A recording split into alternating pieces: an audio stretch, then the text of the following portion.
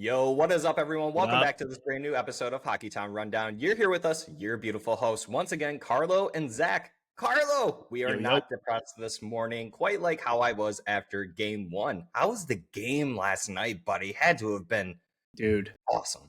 it was a great game. It was an awesome game. Shout out to my buddy Shoddy. I went with my buddy who's a diehard Leafs fan, and I'm going to be honest, it was the first time I went to a Detroit-Toronto game with a diehard Leafs fan, and it was awesome. The section was great. We were riling each other up. We were in each other's faces every time our team scored. It was hilarious.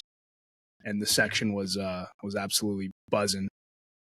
Yeah, you guys had some really good seats. You were lower bowl for that game last night. Lower bowl, it was 22 rows up. So basically, like, pretty much right under the mezzanine. I prefer to sit in the mezzanine. You can just see everything. It's awesome. Yeah. But great seats, saw everything. There's really not a bad seat in the house there, which is super fortunate because, I mean, unless you're like 3 rows from the ice, then you can't really see in the corner. But yeah, dude, it was unreal. Great game to go to. I thought there'd be a lot more Leaf fans. There was still a good amount of Leaf fans, but normally it's close to 50-50. That wasn't even close to that last night. Found that interesting. Especially for opening weekend, too. When I went to the Montreal Canadiens game, the home opener, they were quite a handful of Habs fans, especially when I was sitting upper bowl, plenty behind me. Unfortunately, I had to hear their woos when they scored lots of times against us in that game. One, we will touch on that. And obviously, the game last night against the Toronto Maple Leafs. Before we go in depth about that all, Carlo, and then the hot takes that we have for this upcoming season that is taking place right now, we want to stop and say thanks to all of you that are joining us once again on this brand new episode. If you are returning, if you are brand new, we appreciate you stopping by and joining us on this brand new episode. If you are watching or listening to us on YouTube, if you have not already, hit that subscribe button, hit the thumbs up, hit that notification bell. And also, Carlo, we haven't mentioned this to the viewers, watchers at home.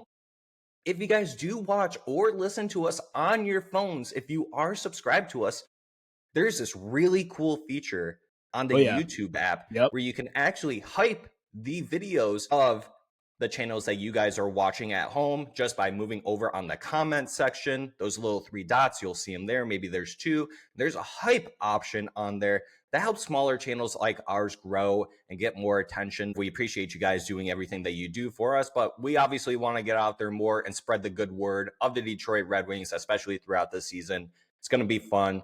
It's going to be thrilling. It's going to be a great time. So we truly do appreciate you guys stopping by and doing that for us. If you can also find us on Apple and Spotify. You can watch and listen to us on there as well. Rate us the 5 stars and then follow us on all of our social medias as well. You can find us on Twitter, X, Instagram, TikTok, Facebook, Threads, all of them. Give us a follow on all of those. We out here. We are out here. And as well, Carlos, now that the season has started, let's take a moment and talk about some of our merch as well. For those of you that don't know, we do have our own line of merchandise, Hockeytown Rundown. I even got this long sleeve shirt on. If you guys go over to our bio on our profiles, click on our link tree, that will take you to all of our social media pages as well as our merchandise page, which will direct you to j2sport.com.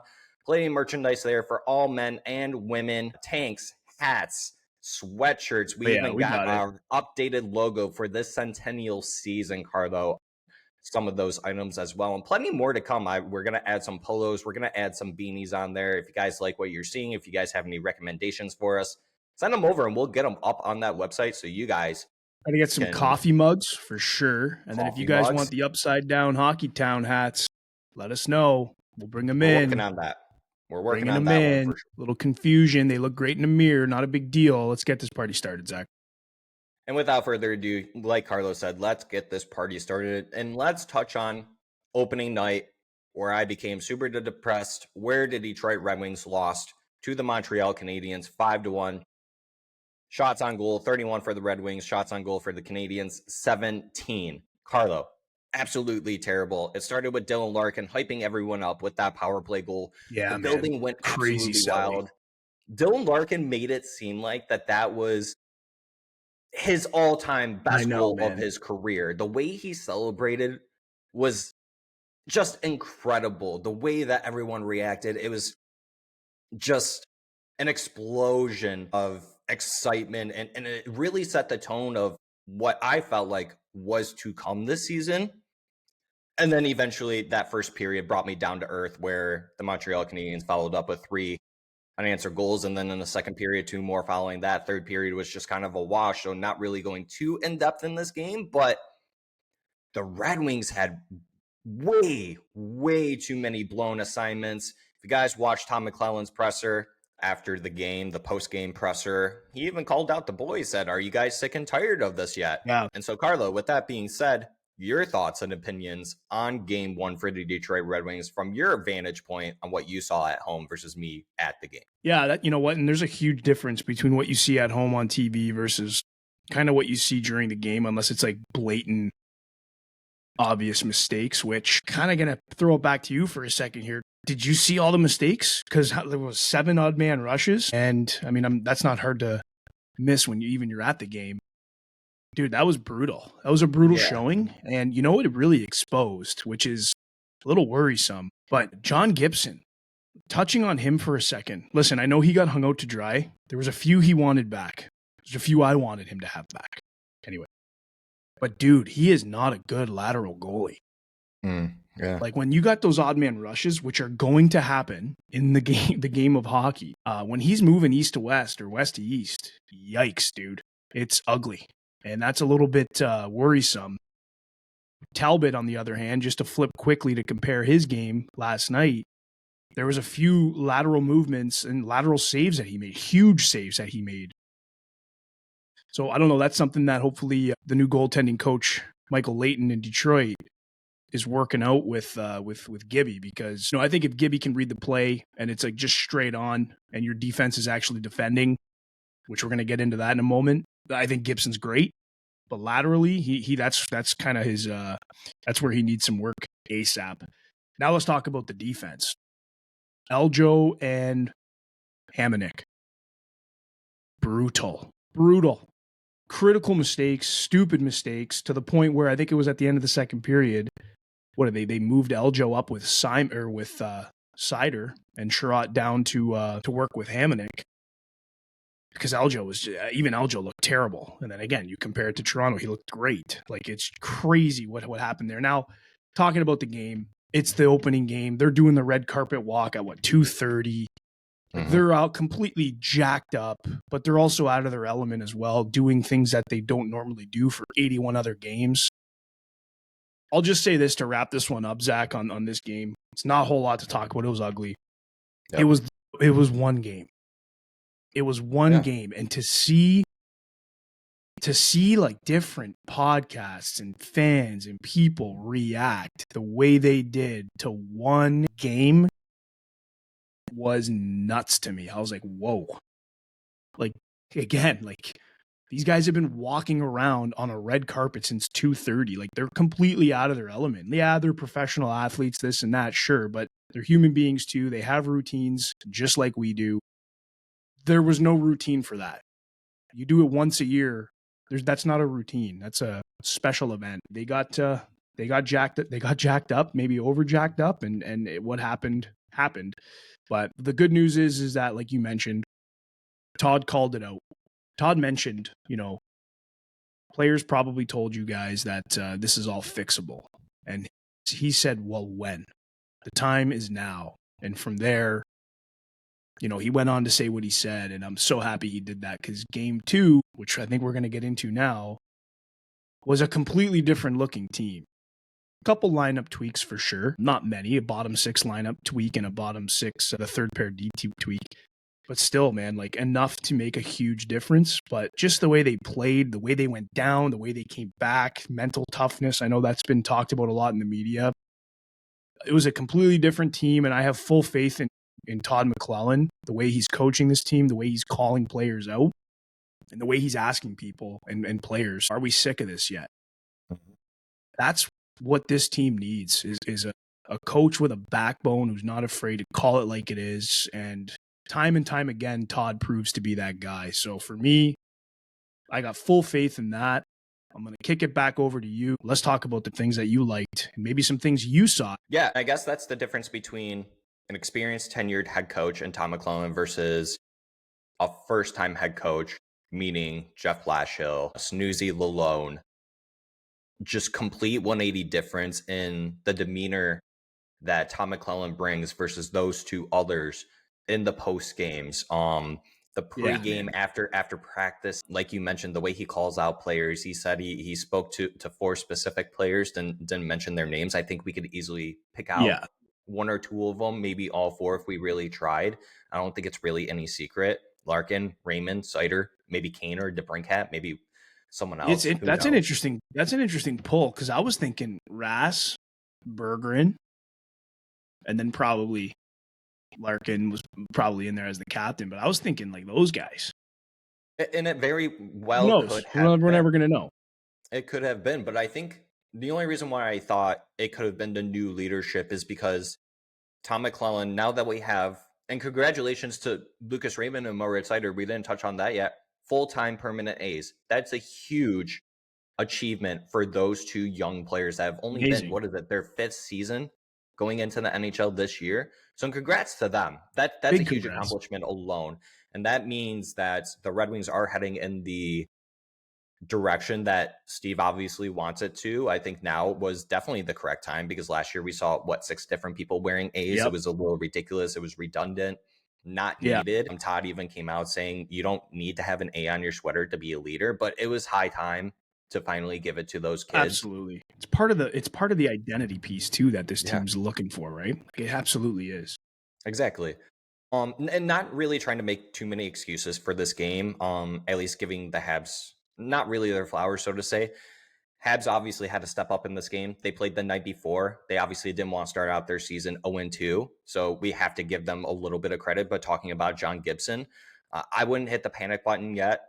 Like you mentioned, though, he definitely wanted some of those goals back. Talking about Aljo, yeah, definitely not as great as game. I wouldn't put a lot of blame on him. He had a great bounce back game. We will talk about that. And that's what I wanted him to do, especially in my post about my depression after game 1. Now that I got out of that funk, Aljo will bounce back. I believe that. Hamonic, I didn't say it in the tweet. I wanted to save it for this podcast. I do not want to see him playing more than 10 games this season. If he does, there's something seriously wrong where we have a lot of injuries, or I have to start asking questions about McClellan. We'll talk about what happened in the next game. JBD took over in that spot, and JVR was eventually activated too. But I wouldn't place a lot of blame on Aljo, especially that first goal, missed footing. There was one on the PK where he just couldn't clear the puck. It's in the slot. They score. Gibson, I just wouldn't really worry too much. Even Todd said in one of his pressers that he left Gibson alone. He didn't even want to talk to him about it because he didn't want to mess him up with that. And I think that's totally fine. I want to see him play a couple more games. Carlo, do you think he should have saw a little bit more preseason action? That's a good question. Maybe. But I mean, even in preseason, he was letting in those east to west goals, those lateral type of goals. Like those were still going in. So I feel like that's just something that needs to continue to be worked on in practice, because this defense is going to give up a couple odd man rushes a game. And I'll say this, like Montreal, how many shots did they have? 17 under 20 shots? 17. Yeah, I mean, he let in quite a few goals. I think he let in all 5. Yeah. You would know. You have him on you started him in fantasy. Minus 18 points that guy got me, and I have 44 points riding on my bench, which is a terrible move on my part. So listen, that being said, you let in 5 on not 17 because they got some shots in the third period. So I think he let in 5 on 4 if I can math today. That's not good. So what I'm trying to get at is that, out of those 14 shots he faced, the Red Wings gave up some critical errors. Obviously there was some power plays in there as well. Sure. I think actually there was only 1 power play goal. There was only one power play goal. Yeah. So the 5-on-5 play, it's like there's no excuse to be giving up those odd man rushes, because all of Montreal's goals came off the rush, and then they just started moving the puck and they got it in the back of the net. So not to beat a dead horse, I think you're right. It's probably not necessary to panic yet, but it is necessary to call out the flaw, and hopefully we see that get worked on and adjusted. And it did, and it clearly worked, right? The boys came around going in depth about the Toronto Maple Leafs game. Let's just touch on this. Yeah. The Detroit Red Wings just, I think a lot of people were ready to hit the panic button at the start of this game because you go down starting 0-2, and eventually you crawl your way back to win 6-3. It was an amazing win. The Detroit Red Wings did a fantastic job at correcting the issues that they had in game one. Like you mentioned, how the opposing team was able to get behind our defense, the plays, we were exposed, no one was in the correct spots. I thought we did a lot better job at that. And partially to me, I think it was because we inserted Jacob Bernard Docker Yeah. and excluded Hamonic off of that third pair. Great third pair, by the way, of Aljo and JBD. Yeah. We'll touch on that here, but talking about the game in general, after those first two goals, the Red Wings just went 3 unanswered goals. Marco Casper, Lucas Raymond, Patrick Kane, all 5-on-5, by the way, which is really great to see. We're starting to see that uptick a little bit. And then going into the third period, it's tied 3-3. Lucas Raymond power play, Simon Edvinsson, empty net, Andrew Copper with a little sweetener. I was a little surprised Toronto wanted to do that, but Andrew Kopp getting the empty net assist as well. Talbot getting the assist on the Simon Edvinsson empty net. So congratulations to Talbot. And I do want to call it Mr. Emmett Finney. Congratulations on collecting your first career NHL point off of that first Lucas Raymond goal. Nice feed by Dylan Larkin to get it over them. Lucas Raymond, you saw his eyes just bulge out of his head. He's like, I'm not missing this one at all. But Carlo, your thoughts on this game, what you noticed at the game versus maybe what I saw on TV. So first period was, honestly, I didn't think the first period was bad. They had spark, they had jump, they were playing pretty well, way better first period than I would say the Montreal game in total. Recapping, their game really set in the second period. Obviously, they scored 3 goals unanswered, and they were all 5-on-5. What I did notice was, and this is just nitpicky stuff, but like our face-offs in the ozone, credit to Toronto because the guys they have in the dot are seriously very, very good. But we need to do a better job. I know I was getting frustrated, like face-offs in the offensive zone. Like we just we won a couple, but there was a few clutch ones that I'm like, with the guys that were on the ice, I'm like, it would have been so nice to win that face-off. And I kept saying that over and over and over again. But nitpicky stuff. Simon Edvinsson. Dude, mean Simon Edvinsson. Shit-talking Simon Edvinsson. Mr. Attitude. Must watch hockey. Must watch hockey. He was. I loved watching him when he was excuse me, getting aggravated. Which a lot of that stuff happened in the second period. But JBD played 10 minutes with Aljo. Yep. He was one of the most noticeable defensemen on the ice in those 10 minutes, man. He did not make a mistake, I don't think. His sticks were great. He finished his checks. He looked solid. And the fact that he played a sheltered 10 minutes, played a lot in the ozone as well with ozone starts. I thought the usage was correct. Mm-hmm. Credit to those guys. That should be a lockdown third pairing without a shadow of a doubt. And just to touch on that before you go any further too, and the only reason why Jacob Bernard Docker and even talking about Albert Johansson, who only logged 13 minutes, JBD +3 on the night, Albert Johansson +4 on the night, Albert Johansson getting an assist as well. Yep. The only reason why they got so little time, Carlo, you had six power plays this whole entire game, not just for the Red Wings, but for both teams combined. So that's essentially 12 minutes at a minimum that neither of those guys got time to play. So that's over a whole half a period that they missed out on play on because of how much special teams got to play. But to your point exactly, that was a great, way better third pair option than Hamonic. And should Red Wings fans really be surprised that much of a difference between a Hamonic and JBD? Because I know some fans were a little hesitant on JBD. That's someone that got traded last season. The Sens didn't re-sign him. Then here he comes to the Detroit Red Wings. Me making that call on the radio, what was that, a few months ago, saying I could see JBD playing in the top 4. ASP is doing a really good job at that. He got 18 minutes last night.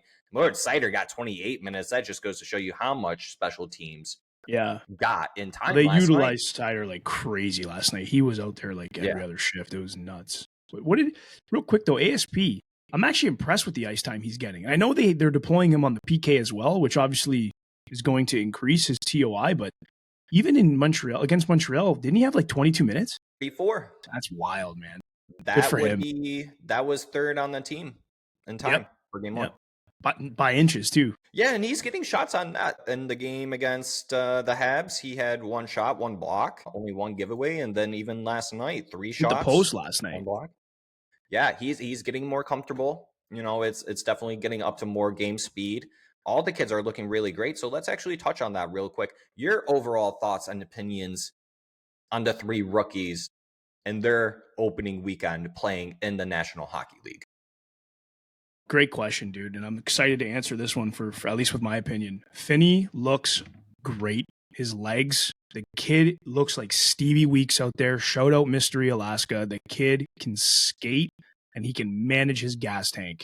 I love what I'm seeing from Finney. It's only a matter of time getting his reps in with Larkin and Raymond. And I think there's going to be a lot more excitement down the road with that line. MBN, I'm calling it now. He's about to go on a heater.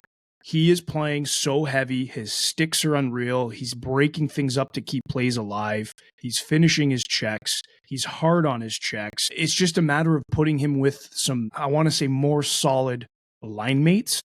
Call it what it is, because that's exactly what I would say too. I mean, no disrespect to Cop or Comfort, but that's exactly what it is. Yeah. I just don't like Cop and Comfort together. I've never really liked those two together, to be honest with you. I feel like their game is just almost identical, and I just doesn't really, it kind of anchors MBN, in my opinion, at least from what I'm seeing, because they just get in those mucky situations where there's nothing clean that's going to happen. It's going to be a chop, chop, chop, and how are you supposed to make a play or an outlet pass when you're chopping, right? So that's just the kind of players that they are, and it serves its purpose, but playing MBN on that line is not really setting him up to be a goal scorer, in my opinion.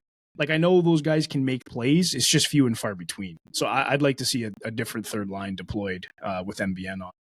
My favorite thing about the rookies is that none of them attributed to the downs of what happened in each game. That is my favorite part about the 3 rookies. And even Todd kind of said it. He's like, in game 1, he's like, they weren't in that muck that made us lose this game, so to say. So that was great to hear. I think that even bodes confidence more to the young kids if they go back and listen to him speaking in these post games or whatnot and in these press conferences that he has. But I would agree with you that eventually, at some point this season, maybe it's in the offseason next season, Carlo, but it's one or the other. Cop or JT Comfort do have to go at some point, especially just talking about the third line. You have 2 righties and JT Comfort, Michael Brandzig-Nygaard. Cop and Comfort, very similar games.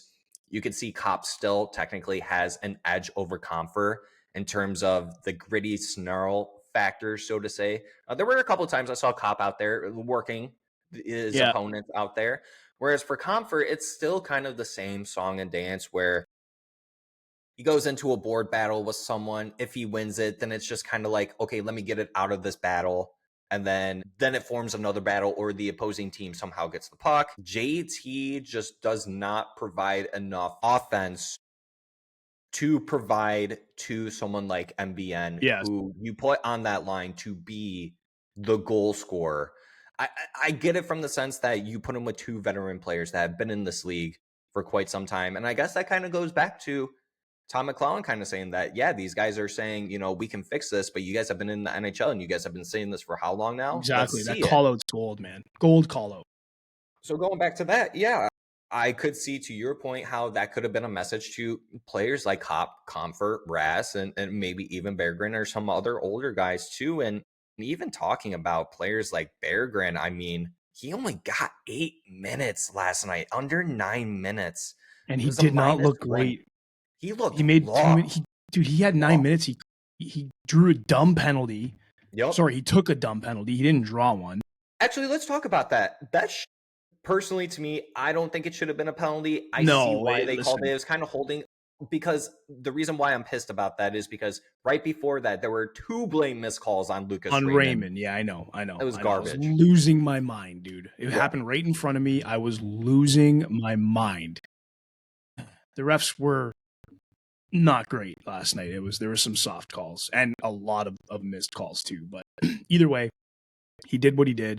The one thing that stood out to me with Berggren was that Ty Domi, when him and Ty Domi were fighting back, when Domi was heading our way and Domi interfered with him or whatever, took him down and got that penalty called. I thought that was a good hustle from him because he obviously drew the penalty there at that point. But in his 9 minutes, yeah, I didn't see anything that was like, this kid's starting to get it, to be honest with you. It was not surprising to see by any means because I was kind of expecting that. So I think yesterday when that news came out that Berggren was in, obviously it was because JVR couldn't go, but it was also a test to Berggren. I'll let you guys formulate your opinions on how he did on that testing, but I fully expect to see JVR in the lineup. And speaking about that fourth line getting figured out, I think JVR is going to help tremendously with that because he's the type of guy that can play and produce with very limited minutes. He's proven that his last few seasons. So very excited for JVR to get in the lineup. A, to see him play for the first time in the winged wheel, but B, to see how he can bolster that fourth line and provide a little more skill and a heavier presence. Because Bergen's just not it. Sorry, but he's not it. Your overall thoughts and opinions on Elmer Soderblom not getting a spot in the lineup for this game because he was a healthy scratch? Nothing to panic about there either, I don't think. But against Montreal, he looked like a baby deer trying to figure out how to skate/walk again. He was on the ice a lot. And by on the ice, I mean falling down. He'll get his time. He's going to get his games back for sure. They need to really figure out the bottom six. You know, we talk about the fourth line getting figured out. The bottom six really needs to get figured out is what I'm thinking. And my quick want would be having third line of Kopp, Danielson when he's ready and he's got his reps in, MBN. I think that could be something. And then on the fourth line, JVR, Comfer, and Appleton. That's kind of my wish list for a bottom six. I'm not saying it's going to work, but it's saying I'd like to see how it looks and if it's something that can be tweaked from there. We haven't really gotten any news or really any updates on Nate Danielson. I know. He technically hasn't been sent down yet. Yep. So part of me has that still in the back of my head that the Detroit Red Wings, Steve Yzerman, and maybe even Tom McClellan are waiting for him to come back to then make a move. Not trying to go too far deep into that subject, but kind of shifting focus over to, let's talk about that fourth line because Michael Rasmussen was the center of that fourth line. I'm not sure exactly how many faceoffs he took. He was 67% on the faceoffs. Yeah, it's Marco funny, Kasper, 50, like talked about faceoffs, and it was like the bottom six were actually decent in faceoffs. And the only reason why I brought that, the only reason why I brought that up is because a lot of people were hesitant about Michael Rasmussen playing center, myself included. I think it's a failed experiment. I think it's only going to work some nights. I don't think it's going to work every night. Maybe Ras can prove us wrong, but I really haven't been impressed with Michael Rasmussen's play so far to start the season. Granted, it's only been 2 games. Once again, not trying to hit the panic button, but a lot, Carlo. We see a lot of Red Wings fans ripping, hating on what Moose brings to the Detroit Red Wings. Maybe this is where we can start talking about who essentially, and there's probably a couple players here, and everyone probably already knows who it is, but JVR, if Nate Danielson, we watched Carter Mazur get a hat trick over the weekend as well in Grand Rapids. A lot of people thought maybe he could make the team. If these kids that aren't currently on the team, and even the ones who are, I'd say they just keep it going and they outperform. Because I personally, to me, Carlo, and I want to hear from everyone else, leave it down in the comments. Me personally, all 3 of these kids have played just as well, if not outplayed, majority of the vets on this team. They have, because they're getting better. That's the thing that's the fortunate part of having rookies. They can only get better. Vets, well, you get what you get with a vet. This is the way he plays because this is what he's been doing for 7, 8, 9, maybe 10 years. You're not going to see too much of a change there. But, with a rookie, it's all upside, especially if you're coaching, developing, and molding them in the correct ways, which I believe this coaching staff is doing. You're seeing ASP truly get better after every shift. It's literally if you put a game on and just had the opportunity to put the camera feed on ASP and only ASP, commercial break when he's off the ice, boom, you got him spotlighted when he's back on the ice. You're going to see him getting better every shift. I'm not even kidding you. It's unbelievable to watch. Same thing with Finney.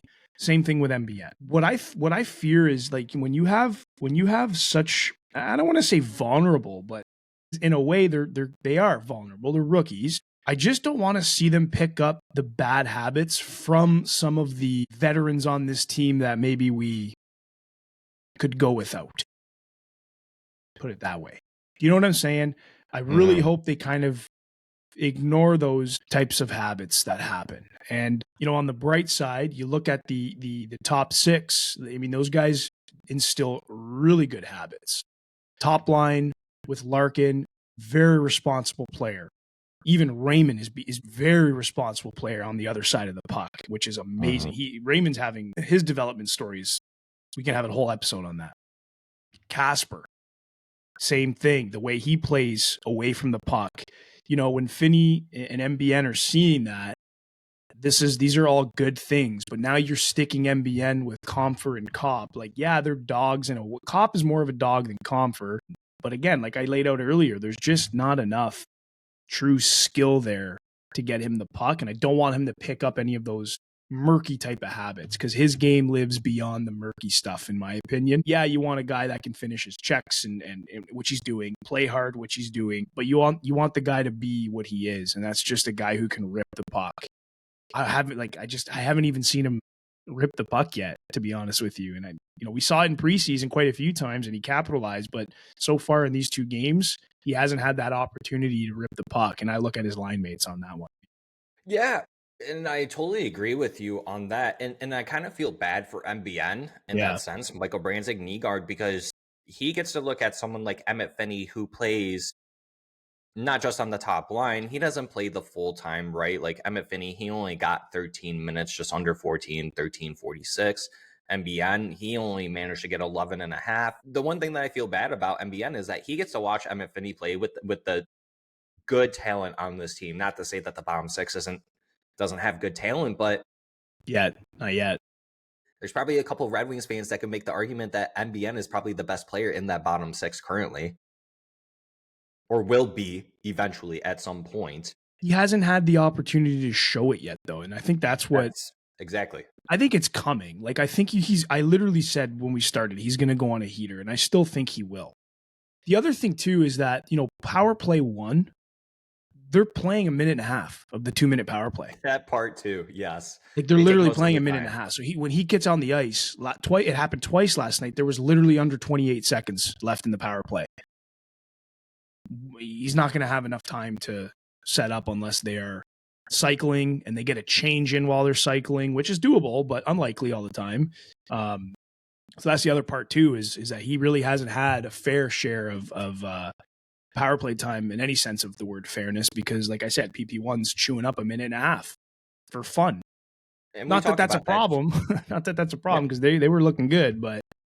And we talked about that, though, that the Red Wings power play 1 is just so good. Then you finally get to the PP2, and sometimes it hasn't looked like it's a top 5 power play in the NHL. For sure. The top unit just does such a good job at beating down their opponents and scoring the goals that they need, that essentially the Red Wings don't really need a power play 2, it seems like. Well, you're right. You got to get the boys going. Yeah, I mean, I am not saying to cut the power play 1 down to 55 seconds or 60 seconds. I am not suggesting that whatsoever. Right. It would just be nice if it worked out in the way where they cleared it out after a minute, they change, and then those guys come on the ice. They have 45 to 60 seconds to set up, cycle, and set something up, with some passing. That would be nice, but I'm not complaining because our PP1 looks nuts. So, I mean, that's just a wish list item for me being picky. But anyways, MBN season's around the corner, folks. You heard it here first. For the Detroit Red Wings moving forward from here, I think this was a fantastic bounce back win for the team. Kind of going back to Tom McClellan, I think what happened at that first period is he probably just walked into that locker room and said, I'm going to ask you guys one more time. Yeah, dude, seriously. Are you sick of this yet? And that engaged the engines to go, started flowing the juices, and the boys went going. We didn't touch on that, but congratulations to Lucas Raymond on getting his 100th career NHL goal and Yeah, the man. centennial season. Hundreds all around. That's absolutely fantastic. Just stuff like that for Emmett Finney, kind of going back to that. That would make sense why they decided to give the A's to Lucas Raymond and Moritz Seider, so that these rookies, they don't go and look up to, they probably still go to them for advice. And I'm not trying to tear these players down, but like the Cops, the Comfers, the Sherratts are not going to these players for advice. They're going to the players that are going to be here for long term and still are improving, much like how you said, where these vets, you're going to get what you get from them. Yeah, and that's a good point. You're probably right about that. I'm sure that had a little bit to do with it, because if you think back, it's like the A's were kind of announced unexpectedly and at last minute. And maybe they did that because they were waiting to determine if the rookies were going to make the team and say, okay, rookies are making the team. A's are going to Ray and Seider, so they look up to them. That's a good thought. That's a fair thought, dude. Because, yeah, I worry about some of those other vets that we have and their habits. But you want to hear a funny story about the A patch on the Centennial jerseys? So I went to the team store.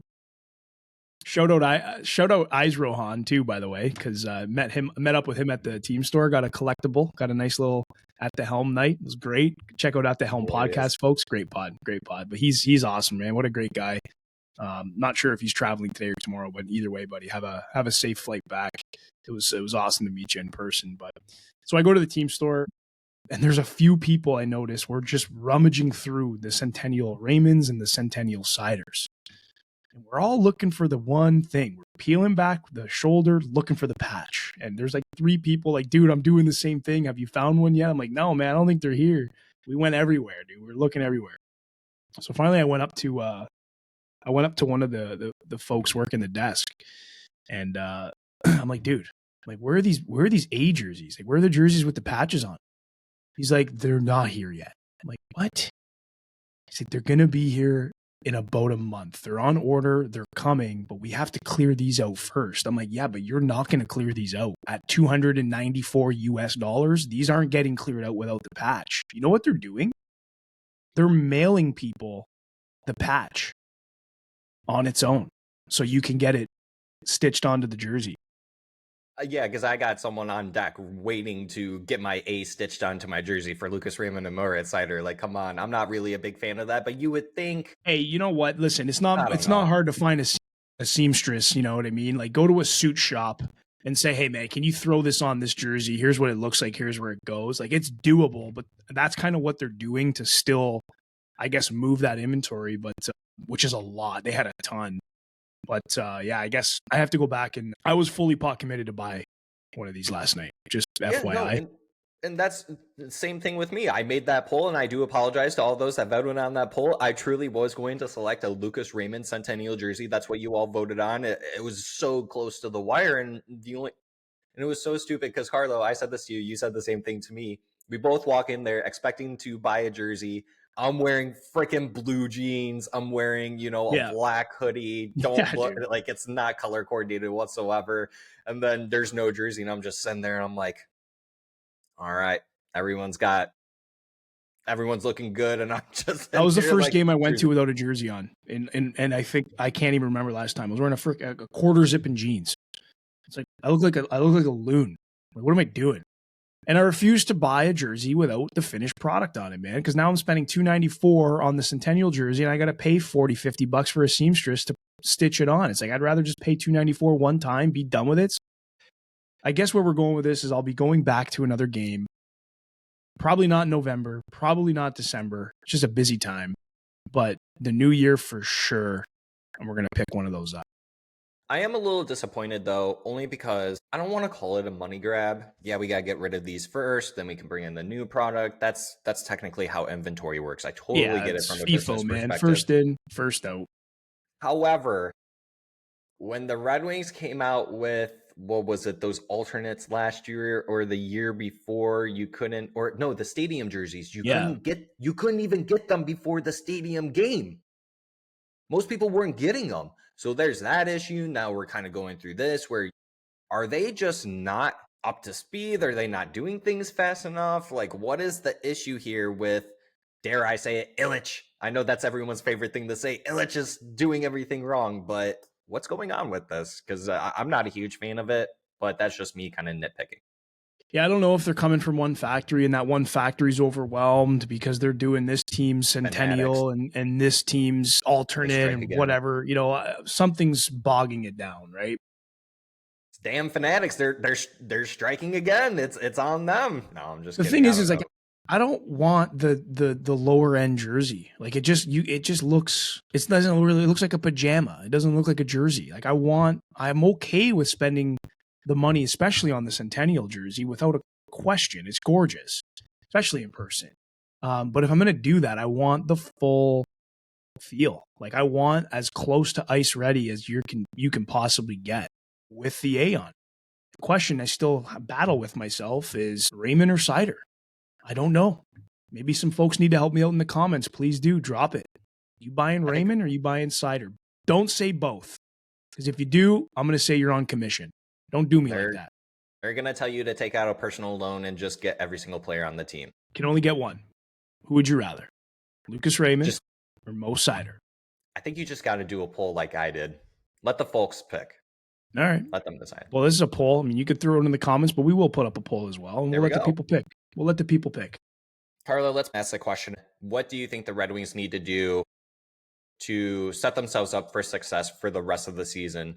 Because I think what they need to do is essentially control C, control V, what they did against the Toronto Maple Leafs. And one thing that I've noticed too, the Red Wings, I didn't look this up, but maybe they are. It's only been 2 games, but they've produced over 30 shots on net in both games.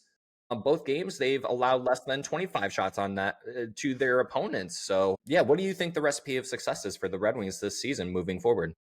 Well, last night you're seeing the brand of hockey that we've been told we're going to see from Todd and his coaching staff. And, to your point of control C, control V, if they can replicate that and they can play a very, very large portion of these 80 games remaining like that, this is a playoff team, Zach. It's just a matter of being able to play like that very, very consistently.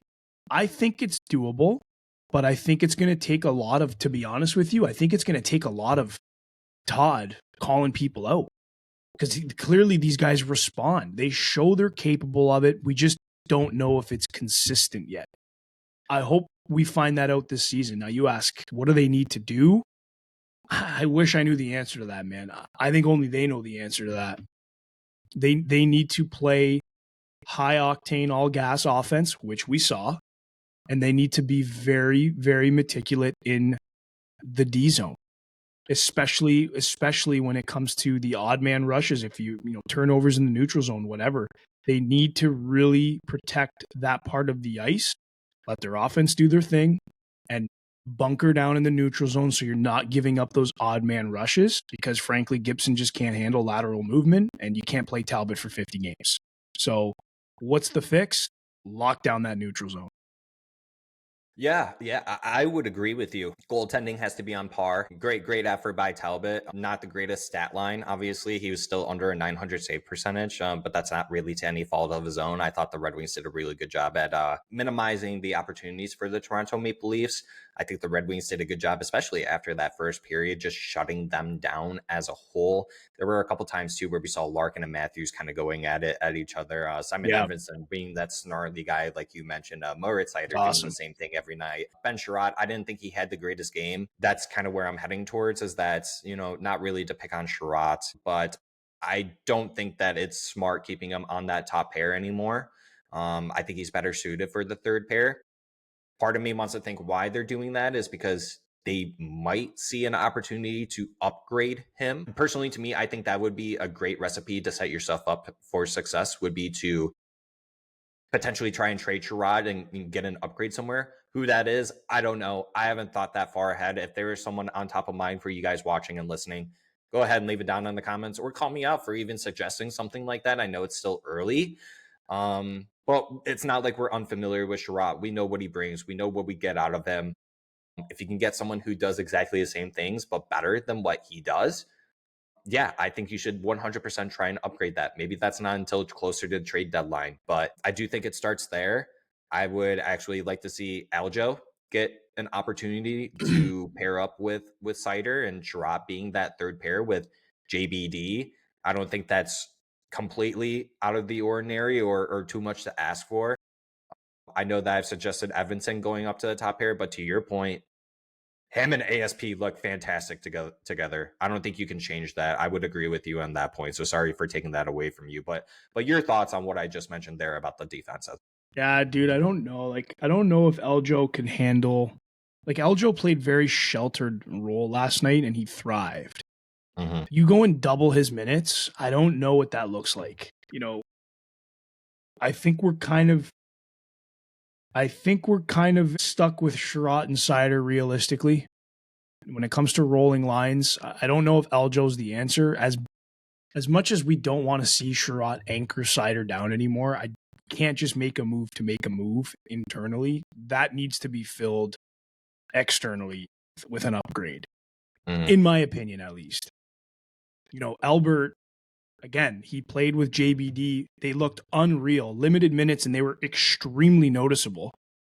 But they played very strategic minutes. Like, look at where they were placed on the ice and when. Like, that third pairing was chef's kiss the way they got used. Ed and ASP are 100% made for each other. They are Bonnie and Clyde, Ben and Jerry, whatever you want to call it. They are made for each other. They complement each other extremely well, and each one of them make up for what the other one doesn't have. They're the perfect couple. Let them roll. Keep the third line the same. Utilize them the same way. Sider. Guy's freak. But, I mean, it's Sherratt's last year too, man. That hole needs to be... This is the good news. That hole needs to be upgraded and addressed. Either at some point this season or after the season. Because it's a contract year for him.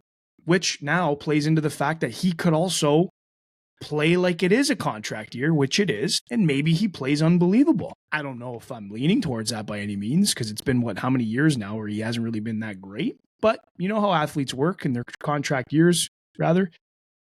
They do some things. Maybe we see that version of Ben Sherratt.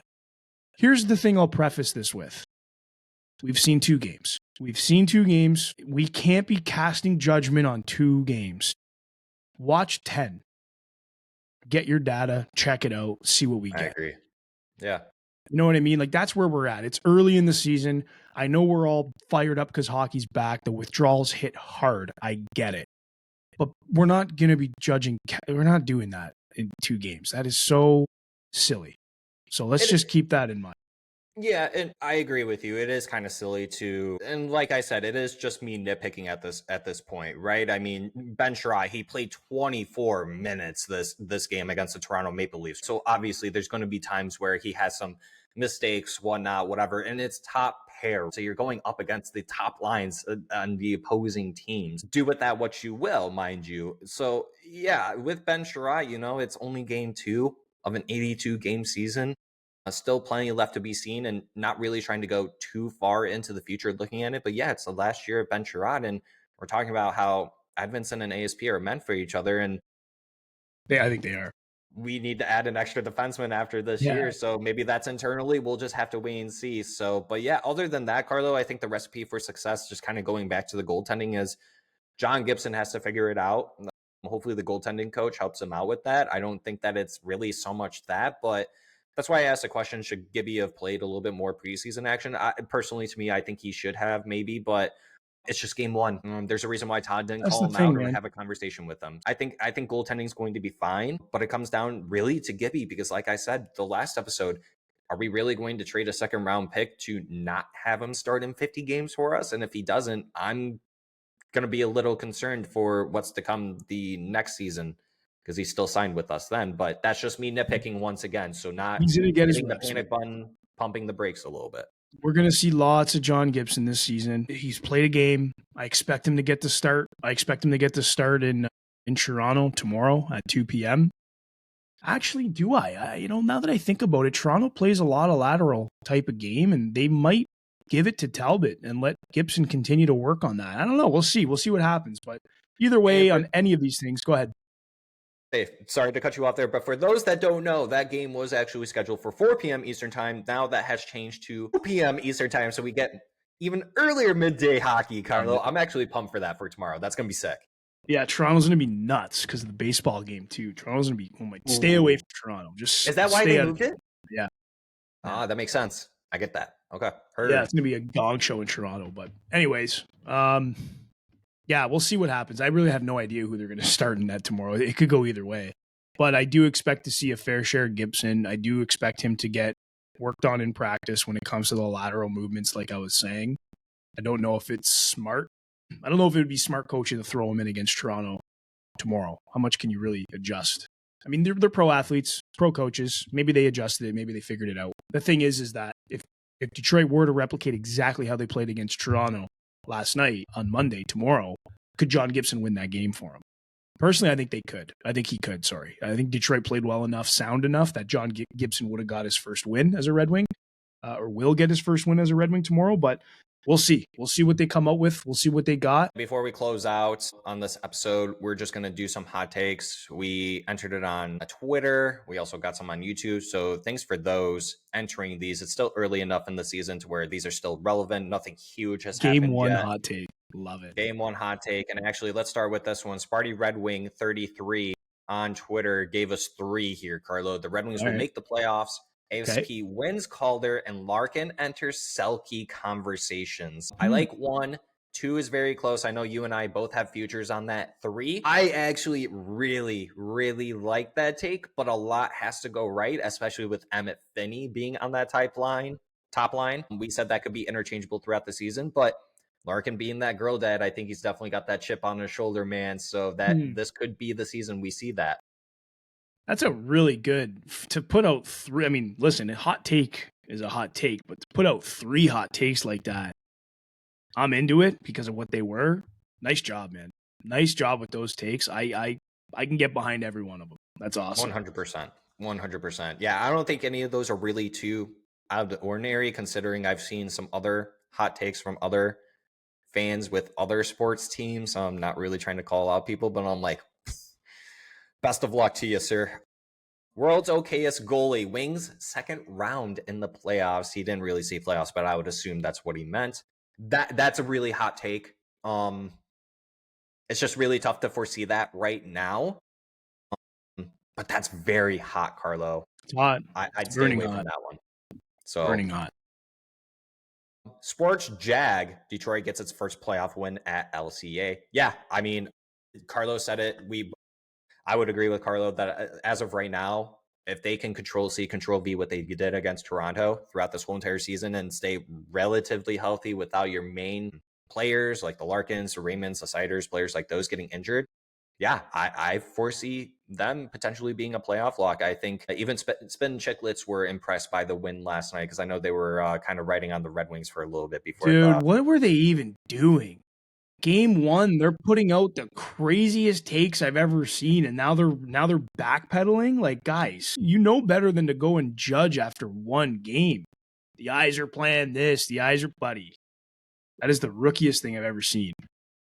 After one game. Linda, MBN plays the whole season and ends up in the Calder race. And that's so great that you actually brought that up, Linda, because I'll spit out my hot take as well, is that my hot take is all 3 of the rookies that are currently on the team stay on the team the whole entire season. I don't think any of them go down. But yeah, Linda, I think Lindy Lou 266 on Twitter. Yeah, I think that's a really great.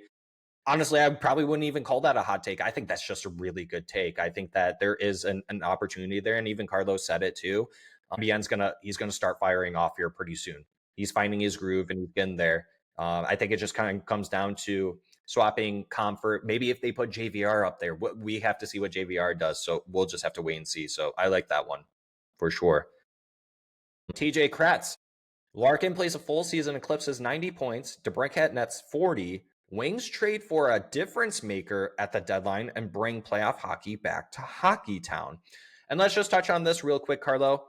McDavid, Eichel, Kyle Connor, all off the board for free agency next season. There's almost next to no one. Jason Robertson, not exactly a UFA, but the biggest name I would say that's on there currently right now. Next to OV, there's Cale Makar too, but I would say that's probably the next biggest names that the Red Wings could potentially go for. So, but your take on the Wings getting a difference maker at the deadline, real quick, or just the overall things that TJ said here. Oh, I love what he said. I really I can get behind each of those again. Trading for a difference maker, my theory, if you will, on that is it's going to be somebody we don't see coming. Like I think it'll be someone we did not see coming. I look back of like the whole when Detroit traded for Verana. Didn't see that coming like that. at all. Okay. It would just kind of be out of left field type of thing. That's my thought, just because of the way Detroit and Steve operates. Now, to speculate on who, not going to do that because I have no idea. No clue. But I can see it. I can see this team getting into a position and putting Steve into a position where we're not stand patters or sellers, but indeed buyers. Yeah, I can see it. I can really see it. And based on the way that other teams are operating now, I mean, it's clear as day.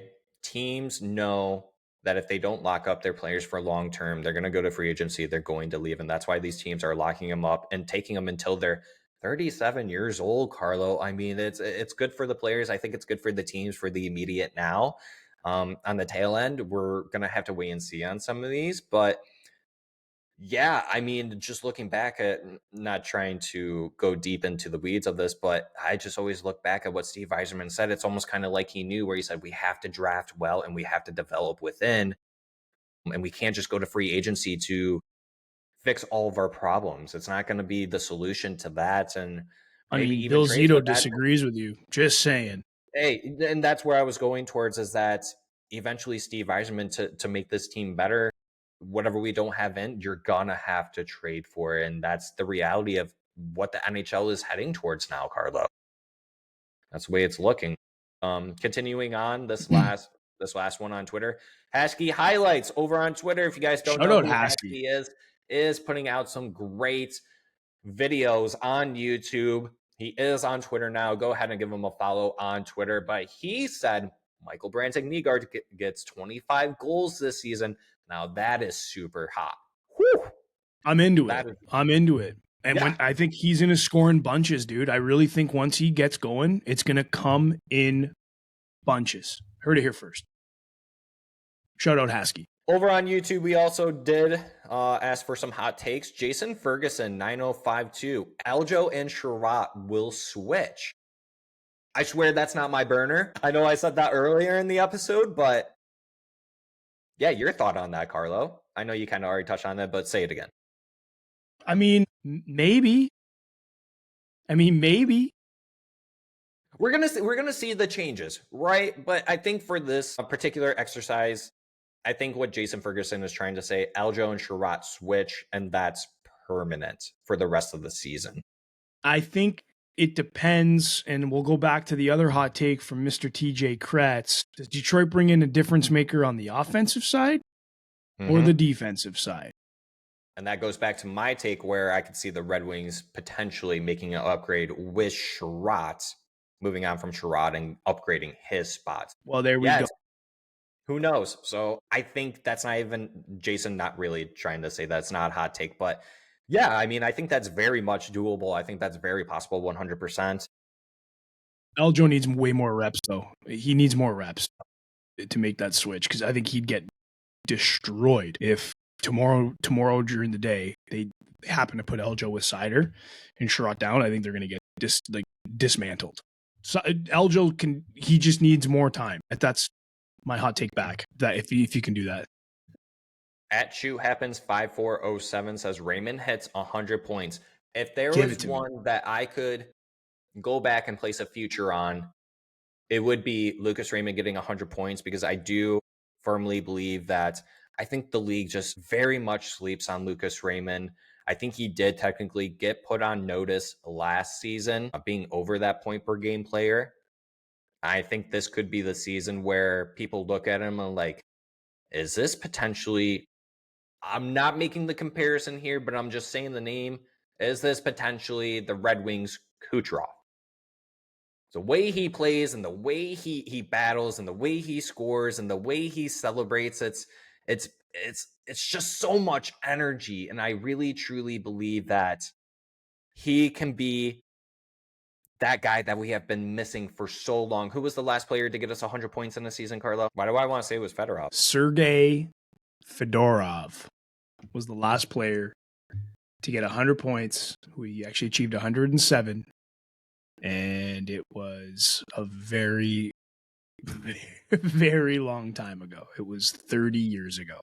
I'm going to double down on Shoe Happens 5407 on YouTube's take. Raymond hits 100 points on the Detroit Red Wings 100th season. Wow, Lucas Raymond also got his 100th goal last night. Hundreds all around for Lucas Raymond this season. I think that this is the season where Lucas Raymond puts himself on the map of the NHL and becomes that star player that we all hoped that he would be. Not that he isn't right now, but I think he will eventually get the respect that he deserves throughout the league if he has not earned that already. But very great player. Bingo. Carlo, I think here we can wrap up with our final thoughts, maybe finish up with your big hot take for the season. We're only game 2 wins, so plenty of time to still kind of spew them out. But I kind of said mine. Mine was all 3 rookies stay. I think that's my hot take. Honestly, dude, I don't mean to copy, but I'm copying. That's my hot take as well. I think they're staying. I don't think they're going down anytime soon, if ever at all. You know, I don't know if you caught Todd's post game last night, but he literally said, myself and the entire coaching staff have 100% confidence putting those guys out on the ice. We're not putting them on the ice for certain situations. We're putting them on the ice for all situations with 100% confidence. Dude, these kids aren't going nowhere. I guess if I had to add an extra one in there, is that eventually Nate Danielson and probably Carter Mazer are on the team with the other 3 rookies at one point throughout this season. That would be my next hot take. Dude, yep. That's probably a good one because I can see that too. Like they're banging down the doors, and these veterans are kind of opening the door for them to do it. Yeah, it's gonna be an interesting season. It's gonna be an interesting season the way things kind of play out. It's gonna be fun. But yeah, that's my hot take. I would say too that's my final thoughts. Let's go Red Wings. I thought, only 2 games in. If you're hitting the panic button, pump the brakes a little bit. Have fun. Those are my final thoughts. Carlo, what about you, buddy? That's all I got, man. I'm with you. We're back 2 games in. Lots of hockey.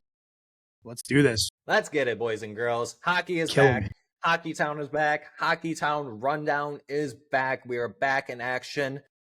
And with that being said, Carlo, I think we're done here. We love you guys. We want you guys to always comment on these videos. We want to hear from you guys. We love engaging with you guys. You can also find us on all the social medias. We're on YouTube. We're on Spotify. We're on Apple. We're on Twitter. You might call it X, whatever you call it. Instagram. We're on TikTok as well.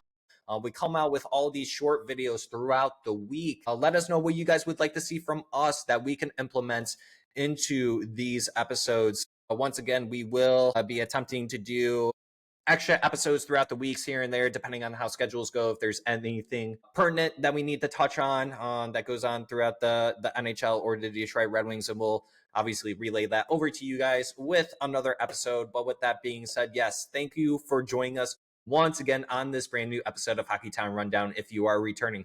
But if you are brand new and if you made it to the tail end of this episode, we truly do appreciate it. Thank you. We a enjoy lot. doing this. Appreciate you guys hanging. make it all the more fun as well. If you guys have not already, if you are watching or listening on YouTube, go ahead and hit that subscribe button, hit the thumbs up. And if you're watching or listening to us on YouTube on the app, swipe over on that comment section and then hit that hype button. That helps us get out there more, helps the smaller channels grow. We truly do appreciate it. If you're over on Spotify or Apple, hit that follow button, rate us the 5 stars, follow us on all social medias. From there, until then, we'll see y'all on the next one. See ya. Later. I love you. Goodbye. Such a nice guy.